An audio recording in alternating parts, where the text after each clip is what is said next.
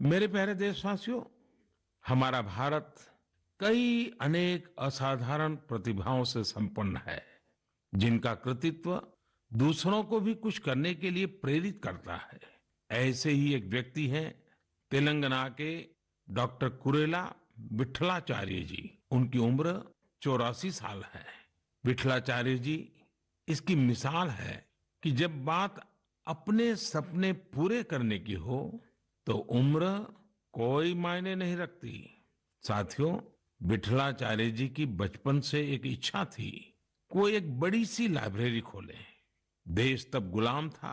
कुछ परिस्थितियां ऐसी थी कि बचपन का वो सपना तब सपना ही रह गया। समय के साथ विठलाचार्य जी लेक्चरर बने, तेलुगु भाषा का गहन अध्ययन किया और उसी में कई सारी रचनाओं का सृजन भी किया। 6-7 साल पहले वो एक बार फिर अपना सपना पूरा करने में जुटे। उन्होंने खुद की किताबों से लाइब्रेरी की शुरुआत की, अपने जीवन भर की कमाई इसमें लगा दी। धीरे धीरे लोग इससे जुड़ते चले गए और योगदान करते गए। यदाद्री भुवनागिरी जिले के रमन्नापेट मंडल की इस लाइब्रेरी में करीब 2 लाख पुस्तकें हैं।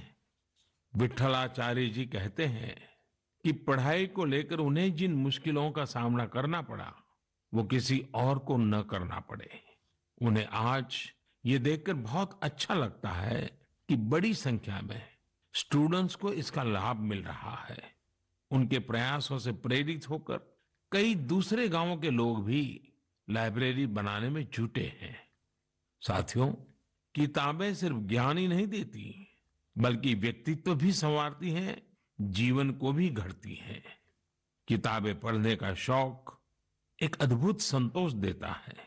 आजकल मैं देखता हूं कि लोग ये बहुत गर्व से बताते हैं कि इस साल मैंने इतनी किताबें पढ़ी, अब आगे मुझे ये किताबें और पढ़नी है। ये एक अच्छा ट्रेंड है जिसे और बढ़ाना चाहिए। मैं भी मन की बात के श्रोताओं से कहूंगा कि आप इस वर्ष की अपनी उन 5 किताबों के बारे में बताएं जो आपकी पसंदीदा रही हैं। इस तरह से आप 2022 में दूसरे पाठकों को अच्छी किताबें चुनने में भी मदद कर सकेंगे। ऐसे समय में जब हमारा स्क्रीन टाइम बढ़ रहा है, बुक रीडिंग अधिक से अधिक पॉपुलर बने, इसके लिए भी हमें मिलकर प्रयास करना होगा। मेरे प्यारे देशवासियों, हाल ही में मेरा ध्यान एक दिलचस्प प्रयास की ओर गया है। ये कोशिश हमारे प्राचीन ग्रंथों और सांस्कृतिक मूल्यों को भारत ही नहीं बल्कि दुनिया भर में लोकप्रिय बनाने की है। पुणे में भंडारकर ओरिएंटल रिसर्च इंस्टीट्यूट नाम का एक सेंटर है। इस संस्थान ने दूसरे देशों के लोगों को महाभारत के महत्व से परिचित कराने के लिए ऑनलाइन कोर्स शुरू किया है। आप ये जानकर हैरान रह जाएंगे कि ये कोर्स भले अभी शुरू किया गया है, लेकिन इसमें जो कंटेंट पढ़ाया जाता है उसे तैयार करने की शुरुआत 100 साल से भी पहले हुई थी। जब इंस्टीट्यूट ने इससे जुड़ा कोर्स शुरू किया तो उसे जबरदस्त रिस्पांस मिला।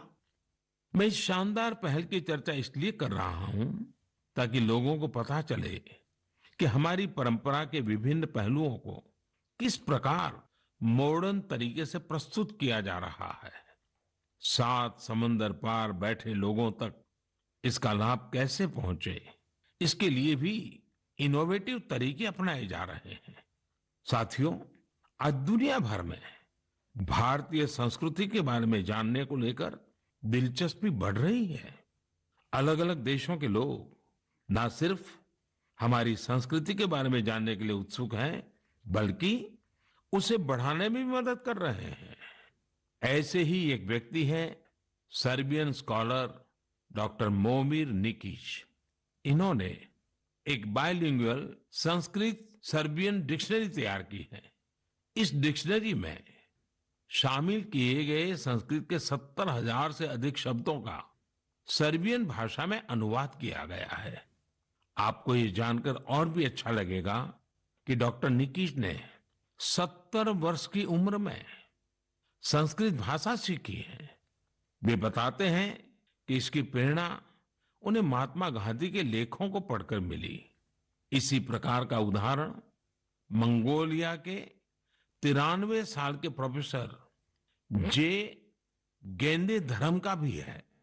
पिछले 4 दशकों में उन्होंने भारत के करीब 40 प्राचीन ग्रंथों, महाकाव्यों और रचनाओं का मंगोलियन भाषा में अनुवाद किया है। अपने देश में भी इस तरह के जज्बे के साथ बहुत लोग काम कर रहे हैं। मुझे गोवा के सागर मुले जी के प्रयासों के बारे में भी जानने को मिला है, जो सैकड़ों वर्ष पुरानी कावी चित्रकला को लुप्त होने से बचाने में जुटे हैं।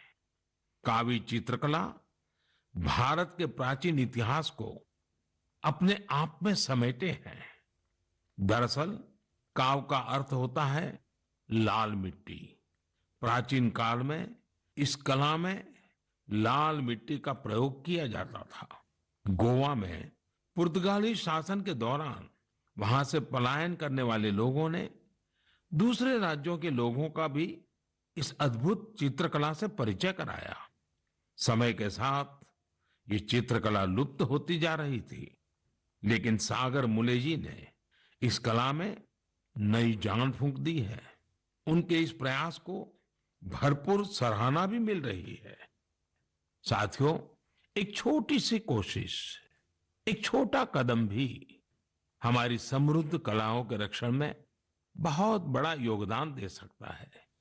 अगर हमारे देश के लोग ठान लें तो देश भर में हमारी प्राचीन कलाओं को सजाने, संवारने और बचाने का जज्बा एक जन आंदोलन का रूप ले सकता है।